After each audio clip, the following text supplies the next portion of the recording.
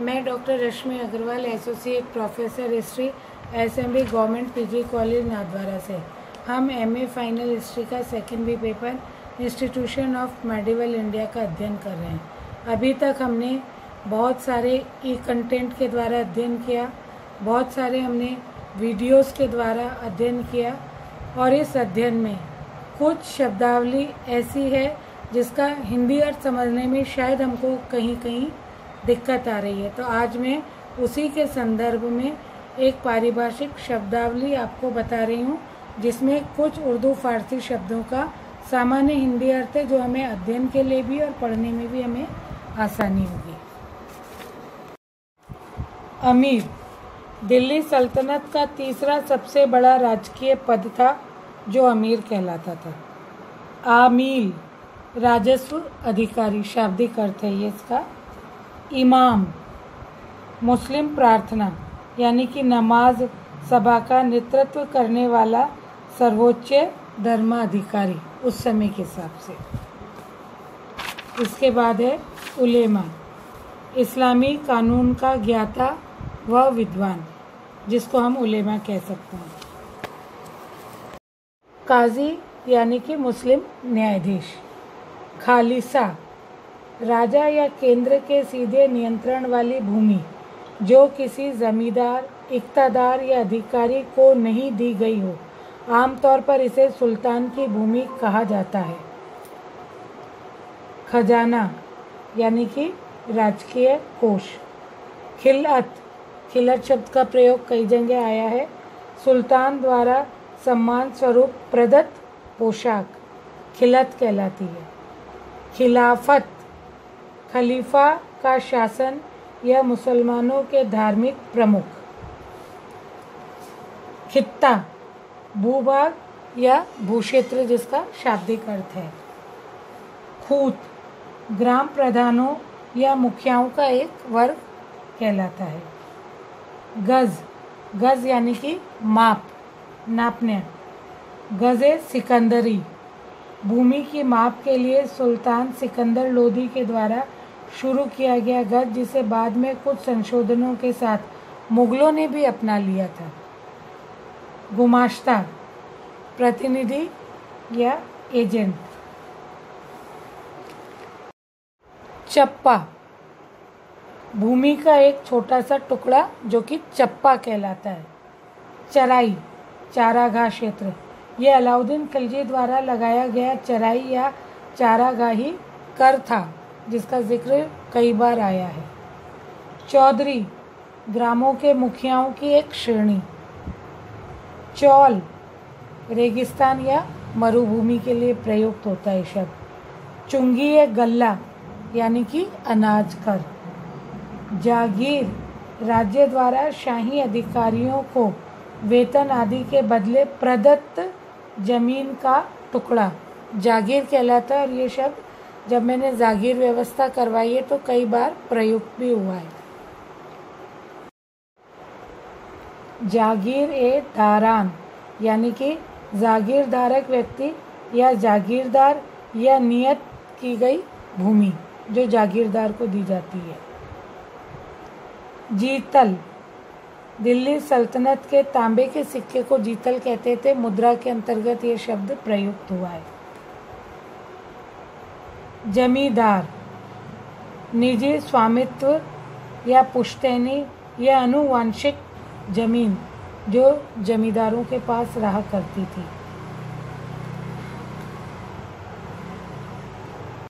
टका सल्तनत काल का चांदी का सिक्का। ताल्लुक यानी कि जिला, जिले के लिए यह शब्द प्रयुक्त होता है।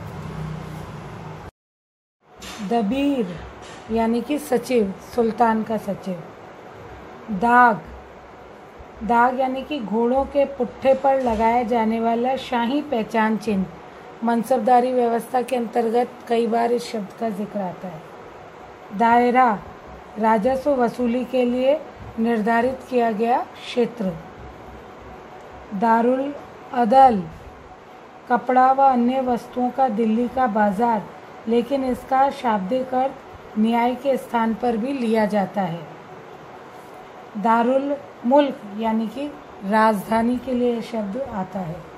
धमार जमींदार या भूस्वामी।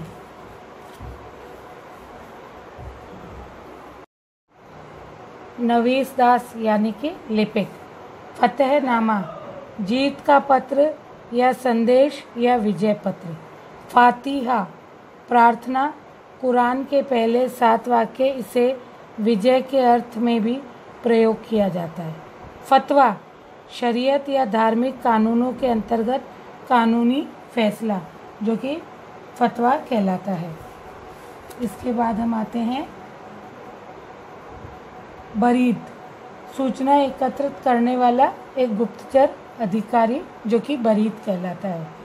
बसित राज्य के एजेंट या उसको राजदूत भी कह सकते हैं। बिस्वा भूमि के माप की एक छोटी इकाई। मंडी यानी कि अनाज की मंडी। मसूर शाही आदेश या आज्ञा। मफरूज लगान या करमुक्त भूमि। महाजन महाजन यानी सूद पर धन देने वाला व्यक्ति। महसूल राज्य या प्रांत की सकल राजस्व आय जो कि महसूल कहलाती थी। माल धन राजस्व विशेष रूप से भू राजस्व या लगान। मालगुजारी भू राजस्व या कर का भुगतान। मवाजी यानी कि गांव के लिए शब्द प्रयोग में लाया जाता है। मिहतर नायक या गवर्नर सूबेदार, इसको हम नाजिम भी कह सकते हैं। मिलक संपत्ति, लेकिन मध्यकालीन युग में इसका अर्थ राज्य द्वारा आवंटित या प्रदत्त भू राजस्व अर्जन करने वाली भूमि से लिया जाता था। मिसल आधीन अथवा राजाज्ञा। मीजान संतुलन अथवा मापकों का जोड़ा यानी कि तराजू। मीज़ान एहन लोहे का तराजू।